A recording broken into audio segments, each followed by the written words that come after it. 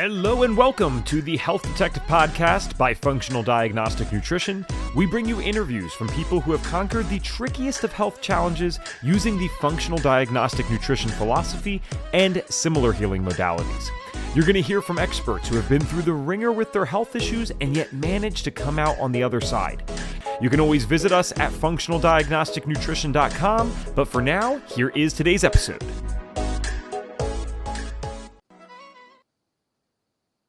All right. Hello, my friends, and welcome back to another episode of the Health Detective Podcast by Functional Diagnostic Nutrition. My name is Evan Transu, aka Detective Ev, and I will be your host for today's show, episode number 389 of the Health Detective Podcast. Moving right along here. And if you're tuning in for the first time, or maybe you haven't tuned in a while, and you're wondering, why is this dude have this background like he's on a Zoom meeting or something? Shouldn't he have the professional podcast background? Well, this is important. So we have an East Coast FDN conference that is going down February 28th and March 1st of 2025.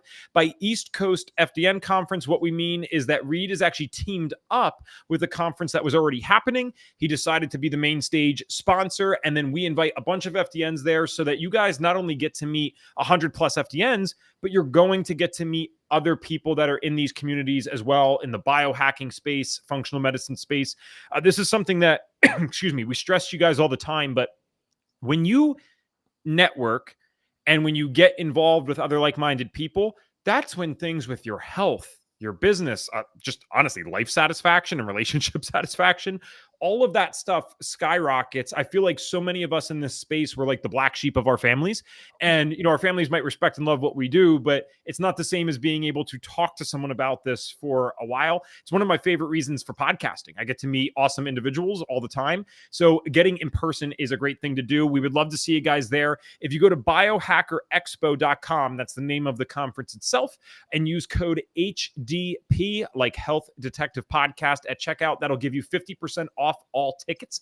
Sandy Martin, the founder there, was actually nice enough to give us 50% off because we promised a bunch of FDNs coming. So make sure that you actually buy the tickets so she still likes us afterwards. We would love to see you guys there. Our guest today is bringing a topic that we actually haven't dived into too much on this show before, which is kind of funny because just yesterday we had someone where it was a very similar concept, but totally different topic. We talked about bipolar disorder last episode. I had never had someone come on here before that was able to overcome that naturally, let alone dealt with it at all. I don't think that was even a thing. So today we're going to be talking about multiple chemical sensitivities and a sensitivity disorder, technically. This was one of the first things that I heard about when I became an FDN. I was in these groups actually trying to help people with acne because that was one of the parts of my health story. And I would just give tips there. And then I was trying to hopefully get some clients if they needed extra services. And I ended up talking to a lady who dealt with this. And I remember I was just nervous because I had just started out, but I was kind of overwhelmed by what this person was dealing with. And so I'm so excited to talk to someone who understands this fully and can give us some insight. So Kery Knutson is certified as a nutritional therapy practitioner. We love NTP. Wellcoach and yoga teacher. She worked in marketing for most of her career, so she enjoys the art of storytelling. Because of that, she launched the Holistic Health Heroes podcast in October 2023 to highlight and amplify stories from natural product founders and service providers. As co-owner of her family's health food store, Nature's Garden of Naples in Florida, she aims to help listeners save time in finding holistic solutions, inspire change toward healthier living, and advocate for shopping small business to ensure community building. Welcome to the show, my friend.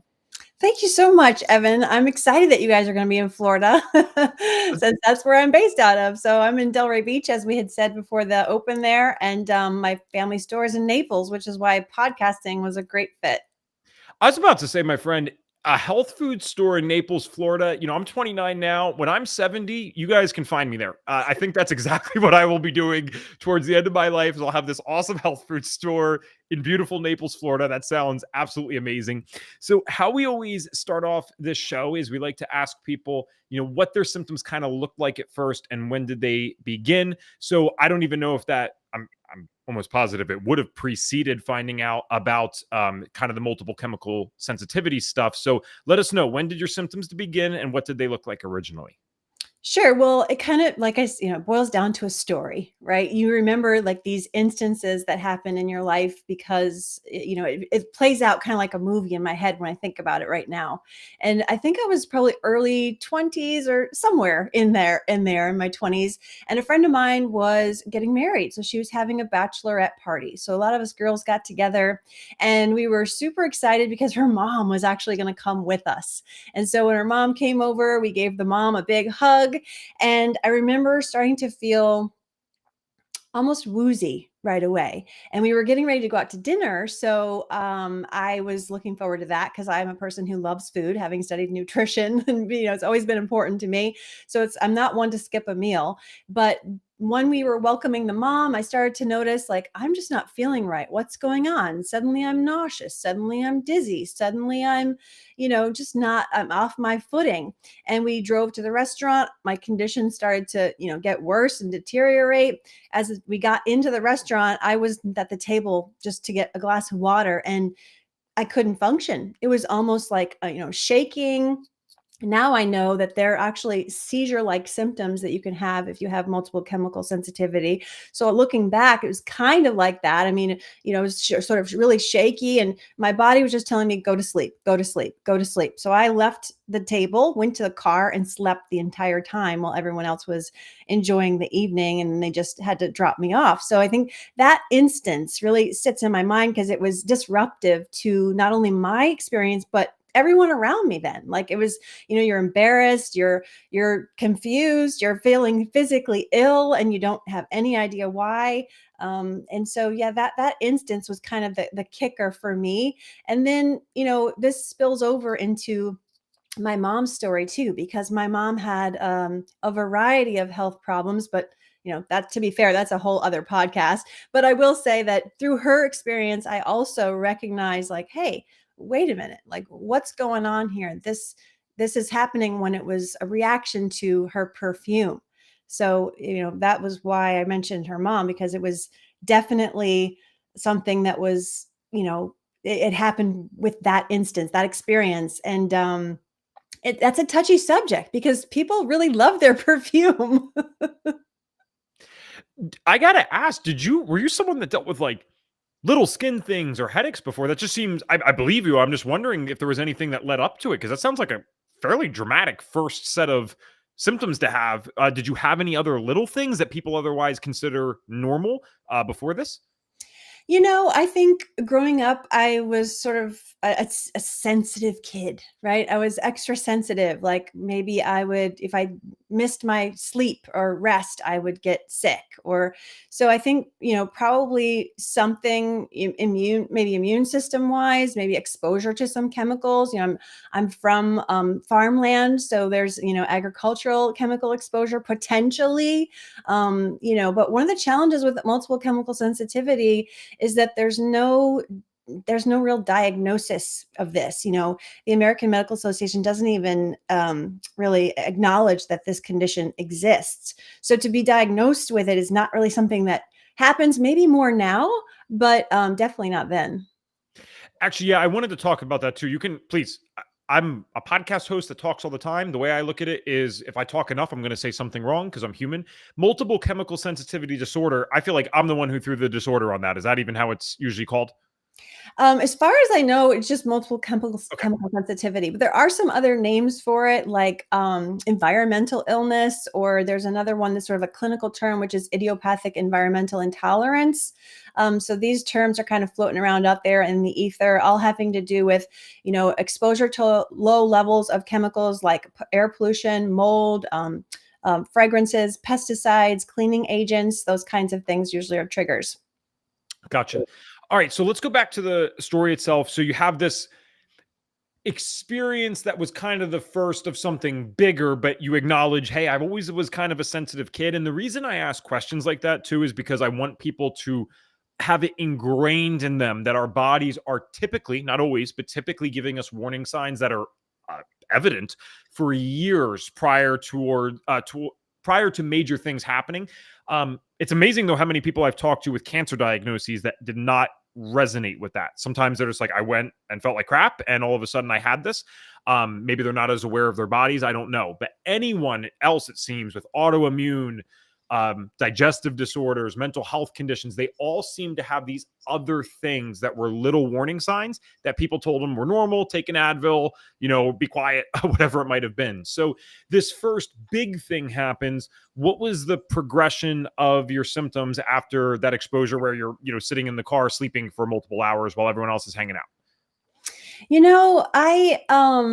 I think it's kind of vague, really. I mean, it's kind of cloudy even for me now. I think I was lucky enough to have really good health, I still do relatively, but I mean, I didn't I was just always kind of thought of, well, I can't do that extra thing, or I have to really watch my rest. It was kind of like this like a sense of nature that I kind of referred to, nothing particularly that stood out for me. Now, that's because I was younger. Now, as every year that goes by, as you probably know, Evan, is that your cup starts to fill up, right? So with age and the more chemicals, let's say, that you're exposed to, whether it's in your environment or through your profession or whatever it is, then things, or the stress, of course, is huge. That cup starts to fill up with age, and then things happen, and that's when the red flags become bigger. I think red flags and things you can't ignore.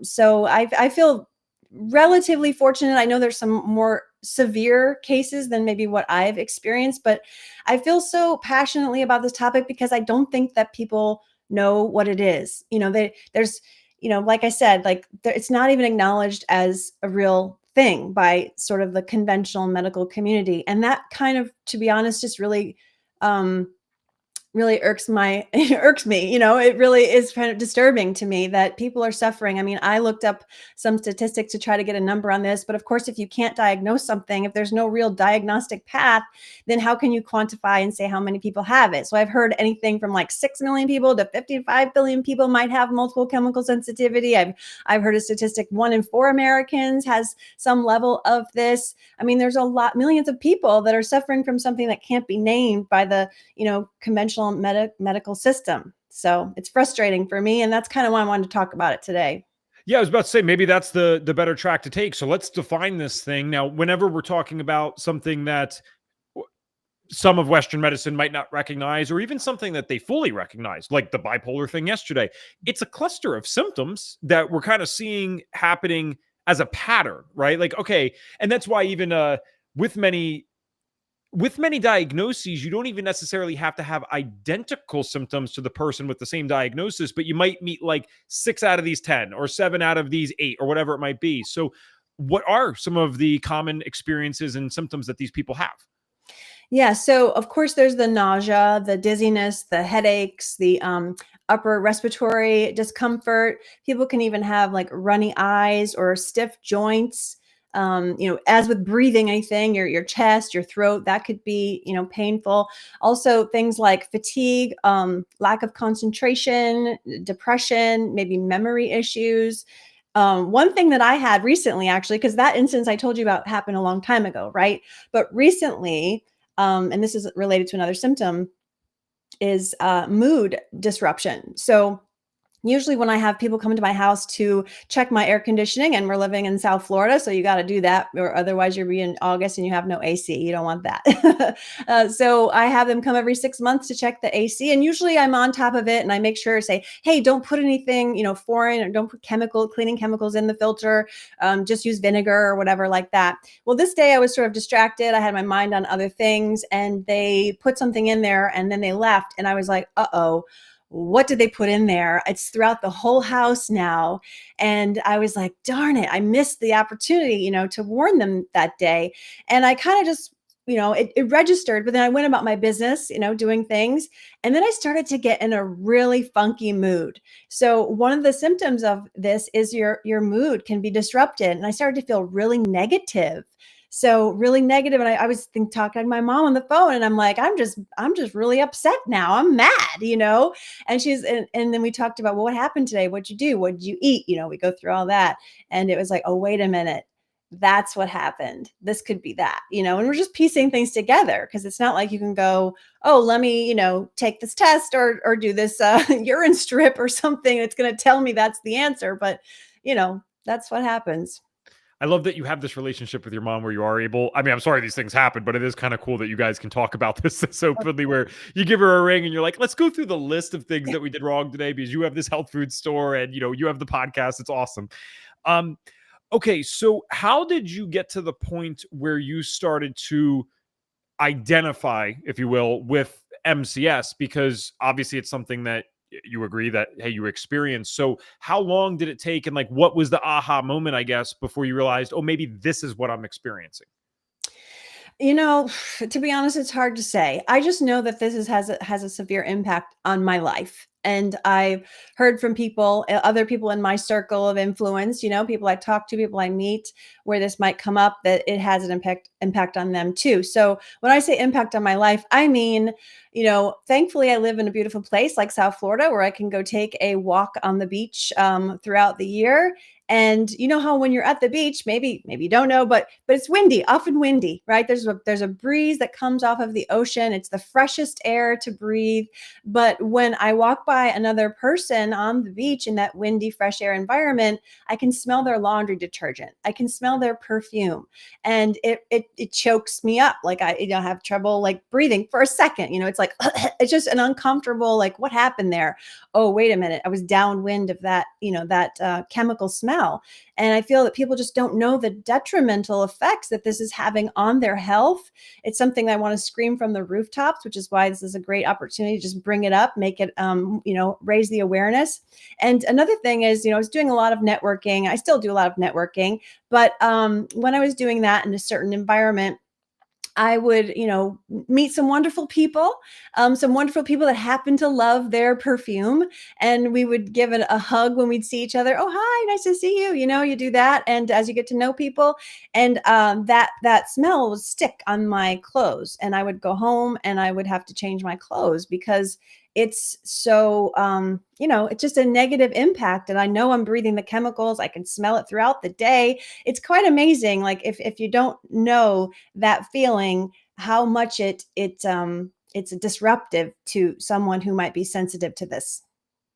Yeah, I don't know how it doesn't bother them. Perhaps I align with this more than I would have realized prior to this podcast because I unfortunately grew up as a kid who was pretty sick early on, and it always drove me crazy. The cleaners, my mom's a clean freak, right? So is my dad. And the cleaners that they would use, like in the bathroom, my sister and I shared a bathroom. It was overwhelming, right? It would bother me, and like no one.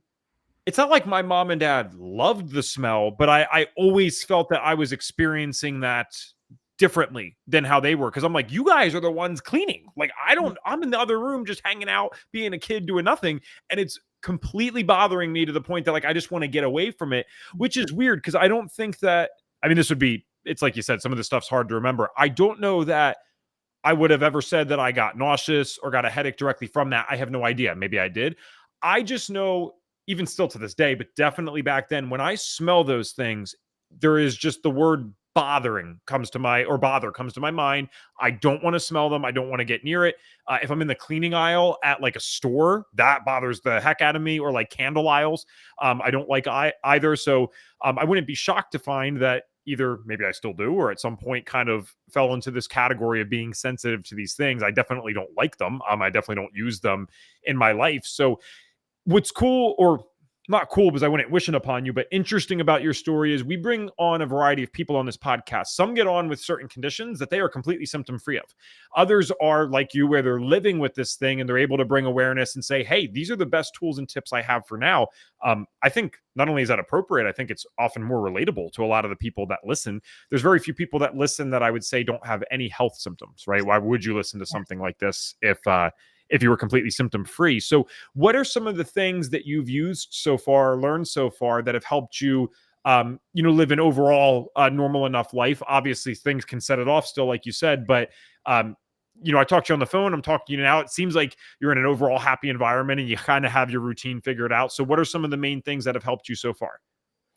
Well, there's certain things you can control, and there's certain things you just do the best you can, right? So the things that I can control are within my own environment. And the number one thing that I think that helps me at home, because we do spend something like 94% of our time indoors. That's like the EPA has a statistic out there that we spend so much time indoors, and then indoor, air quality is so low, and because it's just recirculated lots of times. And so an air filtration system for me has been a must. And we, not only do we sell these air machines, I'm not saying that we should, get this one, you have to get this one, but get one. Like, they're really important to have. Even right now, unfortunately, we're recording this at a time, right, where we're streaming this, I should say, at a time where Los Angeles is having a horrible fire situation. And I have some family out there, and I'm like, do they have our air filter? Like, I hope they have our air filtration system, because you're indoors, but you're still getting a lot of pollution, right? But even outside of that, we're living in these indoor environments, spending so much time indoors, breathing in that, the dust mites and stuff. Like, this is real health concern. So filtering your air in your house, whether you get it from us or you get it from somewhere else, look into that as a number one tip. Number two, ditch your perfumes and laundry detergents. Please, for the love of God, get rid of that stuff. If not for someone else, do it for yourself, because these things, everyone's running around crazy scared about cancer. But why aren't you putting together, I want to say, like, to them, like, I want to shake people, be like, why aren't you putting two and two together, that the stuff that you're putting on your skin, on your body, breathing in every single day of your life is contributing to these horrible, very severe illnesses that people are very afraid of. So it's like, it's just the right brain's not talking to left brain, or something's going wrong. There's a loose circuit. So I'm here to put those circuits together for you and say, please ditch the perfume and cologne. I know you love it. You might be in love with your scent, but find something else that's going to make you happy. And let's see what else. Number three, I guess, kind of goes along with number two, which is that laundry detergent component of this. I've said on the fresh air of the beach, I'm smelling people's laundry detergent. I can tell it's Gain or Tide or whatever, and it's hard to keep up with these brands. That the companies, sometimes they get bought out, and then you have to reestablish, which one's which. Is this the good one? And so that's why when you shop small at a quality health food store like we have, you've got people who are invested in it. A lot of these people, as you know, and people listening, the people that are talking in the functional medicine space, this, holistic realm, are personally invested, because they've had some sort of health condition that they've tried hard to overcome, and they've had to look into solutions for their own survival. And now they're offering them as a solution for other people, because they're bought into it by personally using it. And that very much describes me and my family. Yeah, at 18, 19 years old, I worked at, it sounded like a better idea at the time. I realized it wasn't for me, but I worked at the health food store that I still love to this day, up in Pennsylvania. And I made it like a month and a half before I was like, okay, like, I want to buy this food. I don't want to do this work, because it is hard. I don't think people realize how hard it is to manage a restaurant, a grocery store, a natural food store, whatever it might be. There's a lot that goes into that. And when I got to see the behind the scenes, though, like, I knew these guys and gals were good, but when I saw how much they cared as a team, and the fact that they literally knew the farmers 50 miles away that they're getting some of the meat from, I was like, whoa, there's a whole different level to this that I'm never going to be able to get at a chain supermarket. That's for sure. So I love that you guys have that. I love that's in Naples. I've actually never been to Naples itself. I've been like almost everywhere else in Florida, but I can't wait to visit there, because Naples is beautiful, as that's what I've heard, at least. Love to have you. Yes. So let's break some of the specifics down here. You talked about air filtration. This is something that I've underestimated. I'm always open about my journey on the podcast. I don't know everything. That's why I love being able to do this with you kind of guys, because there was a gentleman on, Mike Feldstein of Jasper, and we are having him back on, just so you guys know, in February, because he has some interesting stuff that he's been promoting. One of the things, he's a legit guy, so I don't know why he would share this if he doesn't have the data on this, because you couldn't make this claim otherwise. But I keep seeing something that he's sharing that's saying people that are using his system are sleeping for 25 minutes more on average at night. Again, I haven't dissected that claim. I trust him as a person, but regardless, he has a great system, but there are other systems out there that, do similar things. So I'm not just even saying it's only because of his product. I'm saying it's because of high quality air filtration. I'm like, wait, sleeping 25 minutes longer because of that? That's insane. So why is this so important specifically? Like, I think air filters and air purifiers are things that people look at as like, oh, a nice thing to have. But, is $100 one on Amazon enough? Does it need to be certain brands? Like, let us know a little bit more about why it's so important. Sure. Yeah. Well, I'll give you a couple examples. So, one is I remember we had a customer come in and she was complaining about having really severe migraines. And she was like, I don't know what's going on. I've got these horrible migraines. And we kind of did this, talk to people a little bit, get to know them, their situation. Come to find out, she was having, I think, maybe her bathroom redone. Now it was like a bigger house. So you're thinking like your bathroom's upstairs and it's far away, or whatever. It's just not right next to their bedroom or whatever. And as we dug deeper, find out that, yeah, she's having it redone, and there's the floorings being ripped up, and maybe they had some mold. I don't remember the specific details, but what I do remember is that she bought we sell Volara and believe in, use that one ourselves personally. She got one, she took it home. She came back the next day and she said, oh my God, I don't have migraines anymore. Like, that air filtration system has just saved me, because I was going without sleep. Like you said, if you're breathing this and your whole endocrine system gets disrupted, your immune system can get disrupted from this chemical exposure and things like that. And it's so many things like that people take for granted of what's really impacting them. Recently I ran across a movie on Netflix called Dark Waters. Have you seen that yet?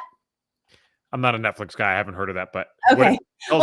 Yeah. So anyways, it's based on a true story movie about all these chemicals and what was happening in this small town. Now it's been a few months. I don't remember exactly, but if you haven't watched it, anyone who sees this, go watch it, and then tell people about it. Because I think just stories like Erin Brockovich and things like this are environmental pollution of some sort, chemical exposure is happening in a community, and the powers that be are quite all right with it if they're making money, and people are dying and animals are being, mutated, and no one cares as long as there's a profit. So Dark Waters is a kind of a good movie for this, because the guy who's the lawyer who's involved in it, the main character, he realizes how many chemicals are in their environment. So he rips up their whole house. He's talking Teflon pans and the air and the carpet and the flooring and the refrigerators and just everything, right? And so he's really freaking out, and the wife gets really upset. Anyways, I digress. But I get excited about stories like this because it gets to the heart of why this is so important. This is really impacting people. So, there's just so many chemicals we're exposed to, and that's why I feel like it's a good investment to get. Yeah, the VOCs are higher in these our houses and the hotel rooms that people stay in to travel to these conferences and stuff. So it's like kind of crazy actually, because I remember when I was first getting into all this health stuff, I didn't want to view the world in this way from a paranoid perspective, but it really did help me reflect on things, because I knew that the studies were always going to be behind what is actually hurting us. Because again, unfortunately, a lot of these places do choose profit over the people itself, which is kind of ironic because you're going to need people to buy these things, but I guess they're not thinking that far ahead. But I started to think, okay, anything that my ancestors were not doing, I believe we're perfectly designed. That's my personal belief. And I think that seems to be somewhat self-evident when you look at what actually helps us health-wise. Yeah, sunlight's good for you. Yeah, grounding's good for you. Yes, eating natural food is good for you.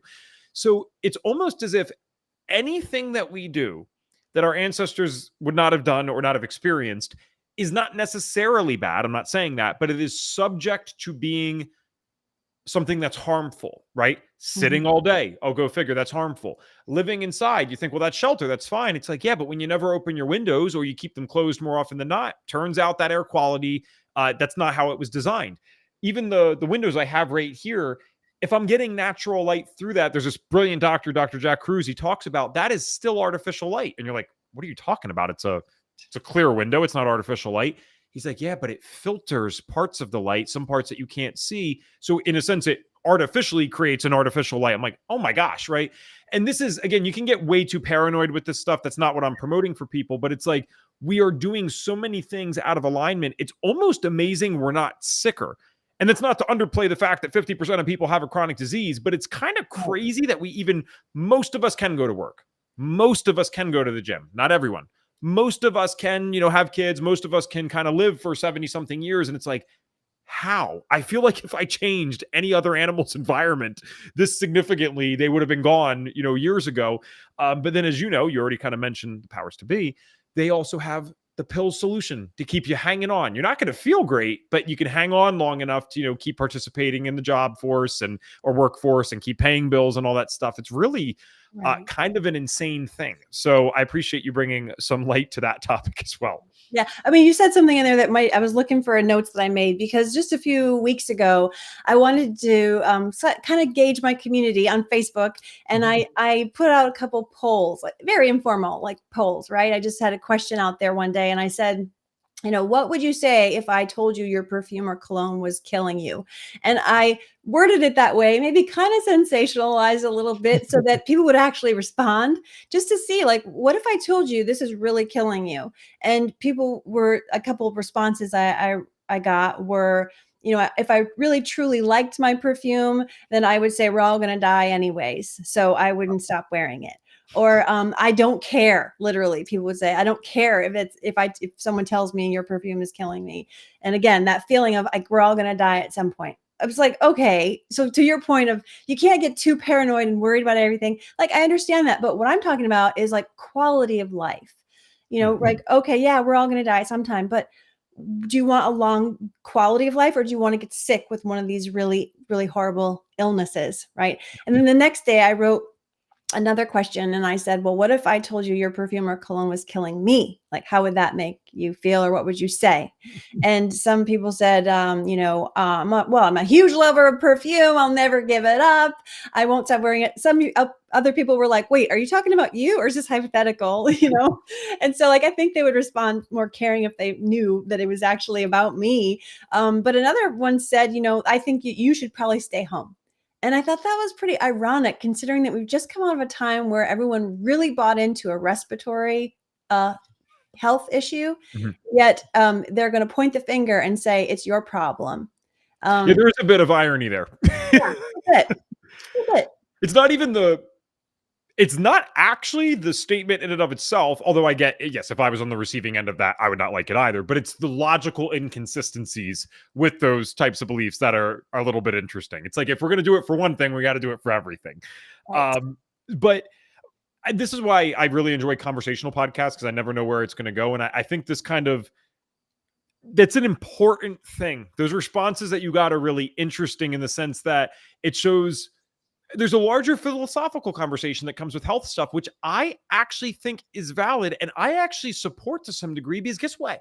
I never would have gotten into any of this stuff if I hadn't been sick to the point of it being debilitating from a very young age. I always tell people, you know what I would have done? I either would have been a lawyer, done real estate. Maybe I would have been a lawyer for real estate, or I would have done Wall Street or something. That's just who I am. I'm not saying I would have done it in some sleazy way, but I would have done something that chased money and let me work long hours, and I would have went for that. So I'm thankful that I have this in my life, because I think it gives me more fulfillment than just chasing money. That's for darn sure. But at the same time, we are all going to die one day. That is true. And even if you're really into functional medicine and you can increase the quality of your life, the bottom line is a 75-year-old, generally speaking, is never going to be as able as a 25-year-old. I get that. Again, if it's a 25-year-old that could have been as sick as me at 18, yes, no, there's some 75-year-olds that were probably better off than 18-year-old me. I'm talking in general. If I'm my healthiest that I can be throughout all my ages, I'm always going to be better at 25 than 75. And I do think we need to stop some of the fear, excessive fear that happens in this community as like almost a trauma response to us being so sick at one point, that prevents us from living. And I'm projecting right now because I'm preaching to myself, because I was so sick at one point, and the rules became so strict and the foods became so limited that I forgot to recognize when healing happened. I don't know if you resonate with that at all, if that makes sense. Like, there was a point where I'm years into this and I'm like, dude, you haven't even tested if you can eat a different food. You haven't eaten this food in 3 years. Do you know for sure that your body's going to react the same way? Is the reaction going to be as severe? So I've really started to let up on some things in the last 2 or 3 years. And It's been to my benefit. I also would say that those people that commented initially, I think they, thank God, don't know what it's like to be super sick. So when they say they're going to die one day and, not everyone's going to be here forever, what they really mean is that they're comfortable with a certain level of maybe not, maybe they're fine with 95% health instead of 100 or even 90% or 85%. Most people aren't okay with 50% or lower. I just think not everyone has experienced that, right? Right, right. Yeah. I mean, I do agree that there is a balance to be had. You don't want to get so, and I had this conversation with a guest on my podcast not too long ago too, about how, you can't get so fearful and not really know if this is impacting you or not. The problem with people who have been sick or have been around people who've been very, very ill for a good portion of their life, that, you don't know that. You can't kind of, can't walk in someone's shoes really. Sure. You can be empathetic and you can try to be understanding, but unless you've had a certain level of dis-ease yourself, or you've seen someone you love, suffer with this kind of a thing, then you can't really understand. But Sure. we're all doing our best out here, right? Sure. No, you're absolutely right. My dad is, I love him. I feel like I always poke at him, but I'm not trying to poke at him. I would do the same thing probably if I didn't have health issues. He still to this day smokes a pack and a half, 2 packs of cigarettes a day. He has watched what my mom and myself dealt with. He is the most supportive dad and husband in the world. Like, he will never, ever eat somewhere that would mess up my mom's food. He's just not going to do it himself. Right. But if she needs something, he loves her to death. We will change anything to make it work for her. He'll change anything to make it work for me. So the point is, though, you get someone like that, that's about as much as I can ask for, but he would never understand this if he didn't see what we went through and then see the healing. So he gets it, but I don't, you know what I mean? Like, you can't blame people for not getting this until they see it.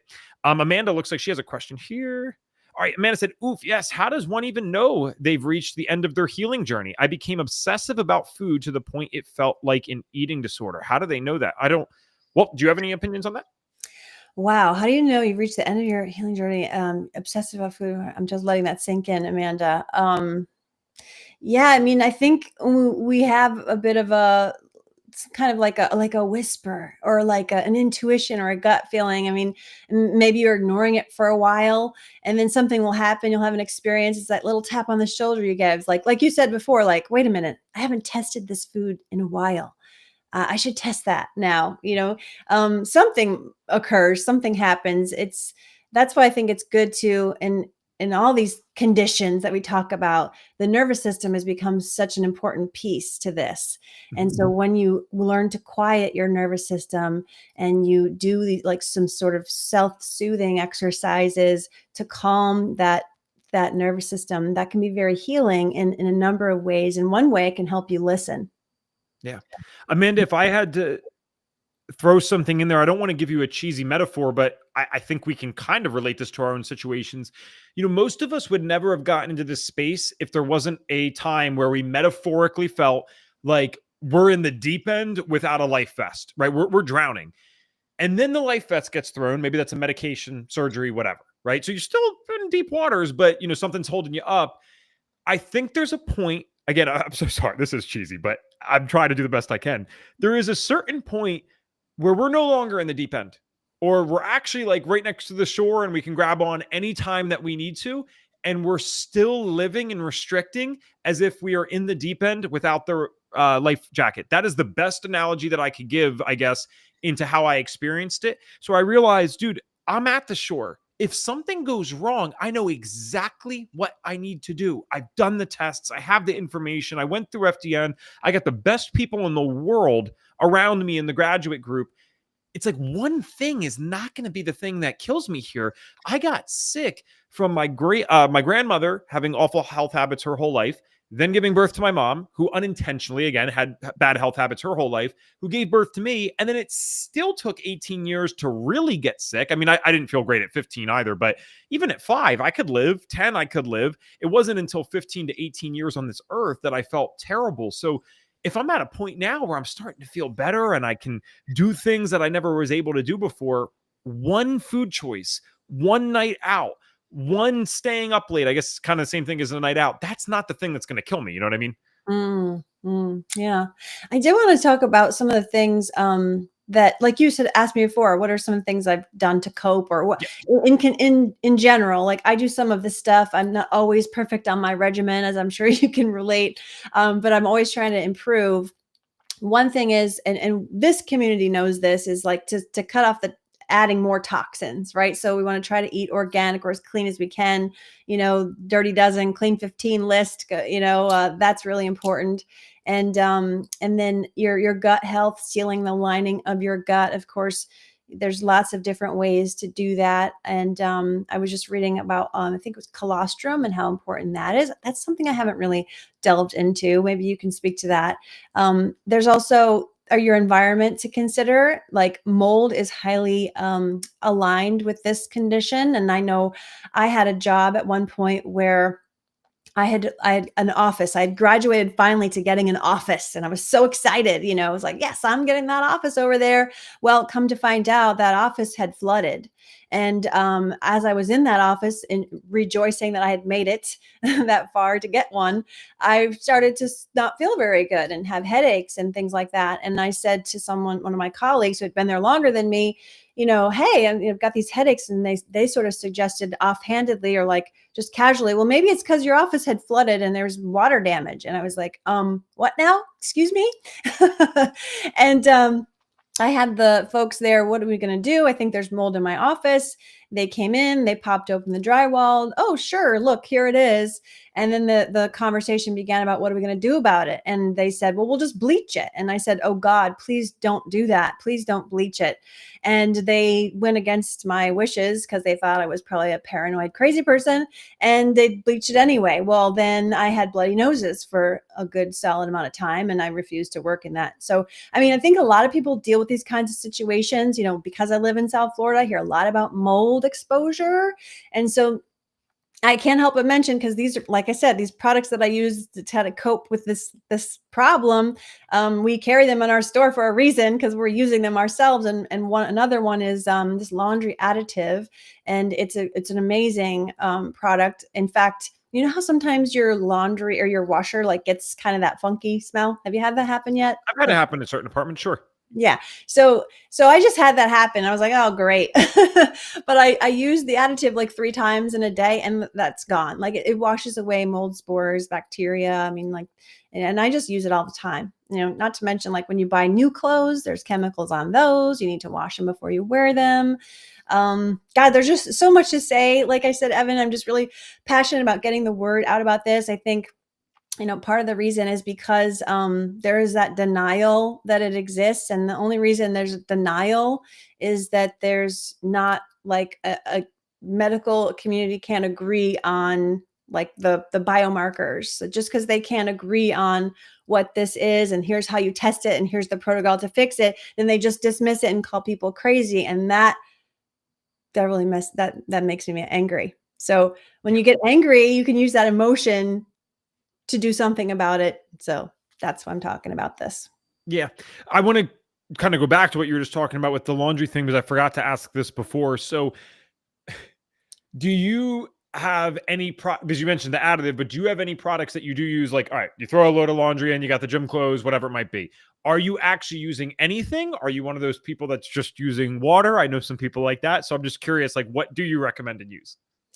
Yeah, so we used to carry certain products. I don't know if I should name them or not, but then You can shout out anything. Yeah, go ahead. yeah, I like keep being so respectful with it, but yeah, well, no, but like in a negative way, because then these products, they get bought out, and then their ingredients aren't what we wanted them to be. So we notice those things and we say, you're out of here. We're finding another one. So now I think we have Branch Basics and Molly Suds. Like those are some good quality laundry detergents as far as I'm aware of, and what we carry and what I will use.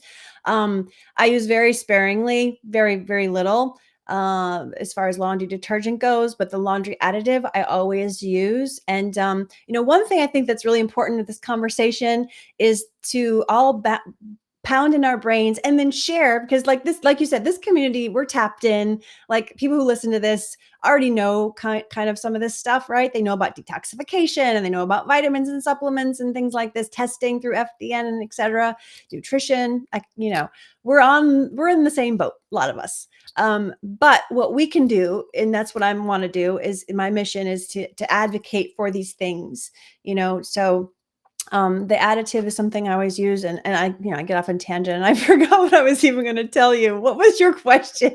No, this was answering the question. I had asked like what you're actually using in laundry, because I do know people who use like water only, and so some people use certain products though, and I was just kind of curious what you actually do use. Yeah, the laundry additive. It's like the company, obviously you can find it on our website if you put laundry additive at ngvitamins.com.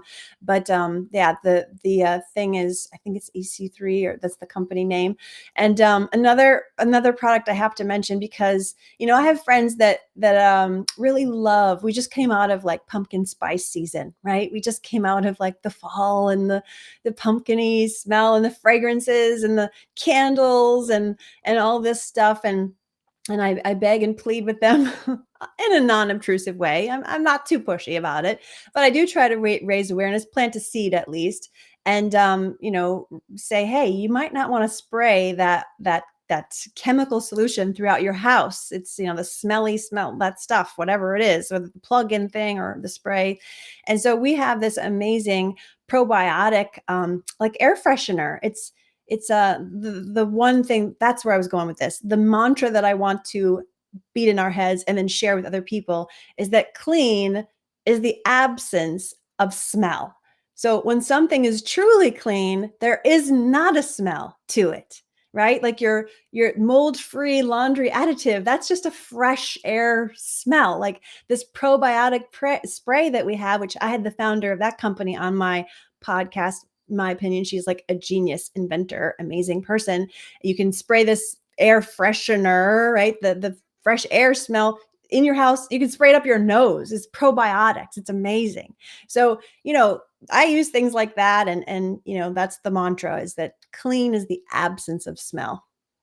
I like that you said this, because when I said, I keep smiling when I say I know people who use water only. So this is something that constantly, like if I'm visiting home, my mom, she loves me, but she can't, and she's into the health stuff. She's like been through the whole FDN thing, all this kind of stuff. But Nice. this is the one thing that's still hard for her to grasp. I was just someone who got curious. I didn't know what was right or wrong. I'm just like, I would think about how bad the laundry detergents were. This was before I knew what any alternative would be. So I said, well, I throw these clothes in. It's like an hour and a half cycle. It seems like that machine's doing quite a lot. I'm like, I wonder if I need this all the time. So I would just do a set of laundry. I'd smell it, see how it came out, whatever. I have now for about 7 or 8 years, I almost never use anything else with my clothes other than the water. And I'll put it on like a heavy duty cycle or something, which I probably don't even know if I need to do that. I just see what happens. I do kickboxing. I go to the gym. I am a pickleball lover. I know that you know that in Naples, Florida, where your family stuff is. Definitely know that. It's like the mecca of it. Yeah.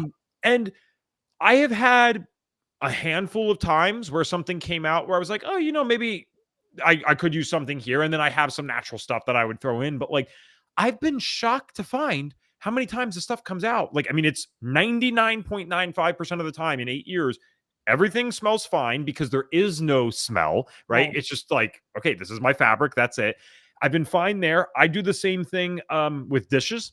So I scrub them and I clean them before I put them in the dishwasher, but I'll run that thing on a normal cycle. I never use the pods and stuff, and my stuff comes out fine. It is plenty clean. I've never had an issue. Now, if you're running a pan through that you probably just used a bunch of grease on or ghee or whatever, I don't know. Maybe that's a different thing. But when I'm running cups or bowls or plates, I have literally never had an issue by doing a quick sponge down first, putting it in the dishwasher, running it. So I'm not even advocating for that, because some people, that's just too extreme. They're always going to want some little healthy scent, whether or not that's possible, I don't know. But I've done that for years. I'm still here. No one's not come to my house again because they thought I smelled or because my plates, Right. weren't clean. No one has ever known actually until I tell them. Right, right. No, it is just it's a change in thinking. It's Mhm. just like anything we decide to do, healthy habits, New Year's resolutions, maybe goals, whatever.